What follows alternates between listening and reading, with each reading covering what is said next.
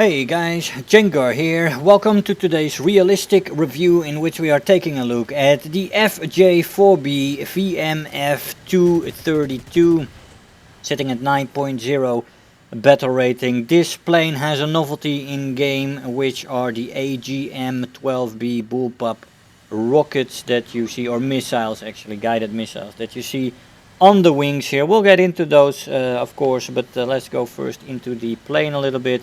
This is very similar to the FJ-4B that we already have in game, slightly faster at sea level with 1089 kilometers an hour at 4500 meters, 855 kilometers an hour, and finally at 6500 meters, 750 kilometers an hour. This plane is not fast compared to other jets. This is a real target for all the top tier jets, and thus often in air RB this plane has problems staying alive initially. This is one of the few uninterrupted runs I had on targets, on tanks and stuff like that.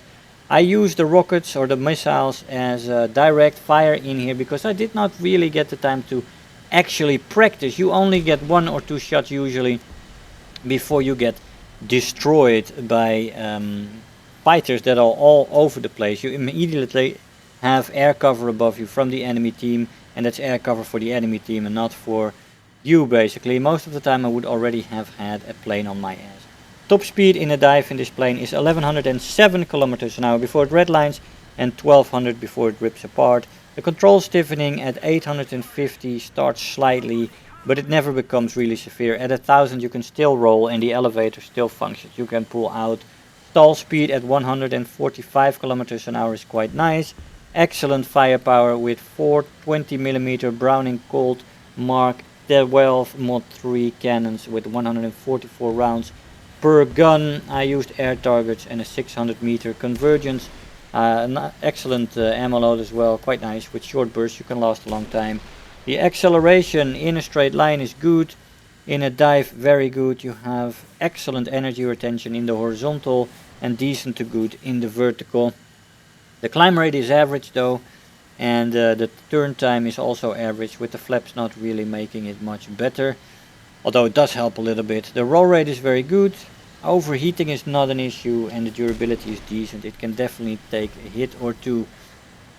Now as to the Bullpup missiles, they are quite nice. They have quite a big explosion in them. The splash damage of the things is nice, and you can be slightly away from targets that you can hit them.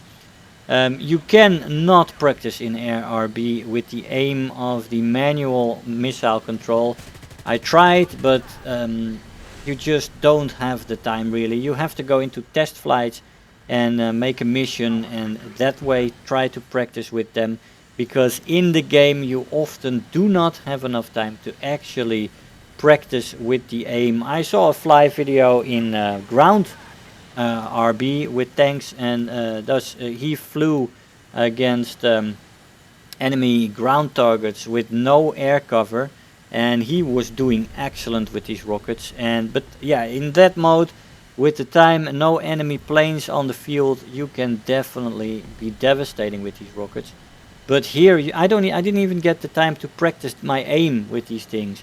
So few opportunities did I have for uninterrupted shots at tanks with these missiles while you're flying. And with all these MiG-15s, MiG-17s above you and other top tier jets, you just have no time to practice. That's my main issue with these Bullpup missiles, that in the end when you get practice you can get better with them, as we get a little bit of a glitch there. We crash into the ground, but that death didn't count in this case. But the uninterrupted moments where you can actually practice the aim with this thing are very rare. And if you can get your practice in RB ground, maybe you can practice your aim with them there or in test flight, and then you can be a little bit more efficient here. But often you're in situations like this, there's enemies everywhere, you've got to fly smartly to actually get a run on a tank with these things. Of course, as for your air defense ability as a fighter, the plane is already not fast when it's empty, when it's not loaded with any rockets. And with these things you get an 80 kilometers reduction in your speed, and your performance also suffers majorly with these 5 bullpups underneath your wings. So there is absolutely no chance in these fights for you as a fighter, and the cover you have in Air RB is, well, you are a target, let's say. You are a prime target. People know that these planes run with these rockets often, and even without the rockets, they know that their top tier jets can easily take you out of the sky. And thus, in Air RB, the bullpups are really just direct fire rockets, as you do not really have the time usually to aim them. And but still, they are good rockets, even as direct fire rockets. They are not just your average rocket or missile. They really have high explosive filler, and they can do a lot of damage. They have a nice splash field, and nothing to complain about, even as a direct fire. You can take 2 or 3 kills from tanks every match if you practice with it a little bit. But as I said, it is difficult to perform with this plane, as it is not competitive as a fighter at 9.0.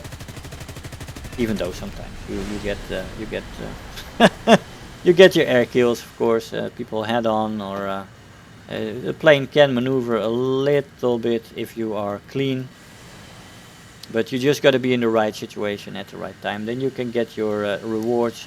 But it's a difficult plane to fly at 9.0 in Air RB, and the bullpups have their efficiency much reduced compared to what I saw in Fly's video when he was doing ground target in ground RB earlier today with his new video.